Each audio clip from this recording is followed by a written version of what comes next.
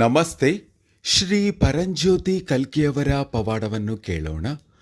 ಮೇಡಕ್ ಜಿಲ್ಲೆಯ ಝಹೀರಾಬಾದ್ನ ಬಿ ಶೀನಾಶಂಕರ್ ಅವರು ಅವರ ಪತ್ನಿಗೆ ಆದ ಅದ್ಭುತ ಆರೋಗ್ಯದ ಪವಾಡವನ್ನು ಹೀಗೆ ಹಂಚಿಕೊಳ್ಳುತ್ತಿದ್ದಾರೆ.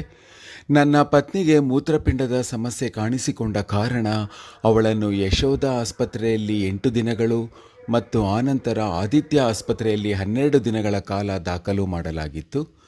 ಎಲ್ಲ ರೀತಿಯ ಚಿಕಿತ್ಸೆಗಳನ್ನು ಅವಳಿಗೆ ನೀಡಲಾಯಿತು, ಆದರೆ ಯಾವುದೇ ಉಪಯೋಗವಾಗಲಿಲ್ಲ.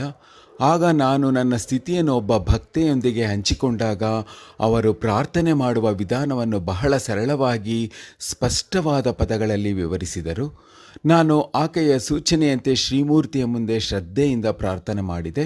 ನಾನು ಪ್ರಾರ್ಥಿಸುತ್ತಿದ್ದಾಗ ಶ್ರೀ ಭಗವಾನರಿಂದ ಬೆಳಕೊಂದು ನನ್ನ ಮೇಲೆ ಬೀಳತೊಡಗಿತು ಮತ್ತು ಕೆಲವೇ ಕ್ಷಣಗಳಲ್ಲಿ ಆ ದಿವ್ಯವಾದ ಆರಾಮದಾಯಕ ದೈವಿಕ ಬೆಳಕಿನಿಂದ ನಾನು ಸಂಪೂರ್ಣವಾಗಿ ಆವರಿಸಲ್ಪಟ್ಟಿದ್ದೆ.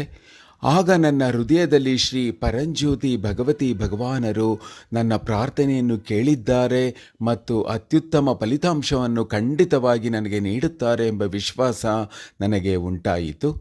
ಶ್ರೀ ಪರಂಜ್ಯೋತಿ ಭಗವತಿ ಭಗವಾನರ ಗುಣಪಡಿಸುವ ಕೃಪೆಯಿಂದ ನನ್ನ ಹೆಂಡತಿ ಸಂಪೂರ್ಣವಾಗಿ ಚೇತರಿಸಿಕೊಂಡಳು ಮತ್ತು ಈಗ ತುಂಬ ಆರೋಗ್ಯವಾಗಿದ್ದಾಳೆ. ಅವಳು ಕೂಡ ನಮ್ಮೊಡನೆ ಕೋಟಿ ನಾಮ ಜಪದಲ್ಲಿ ಭಾಗವಹಿಸಿದ್ದಳು.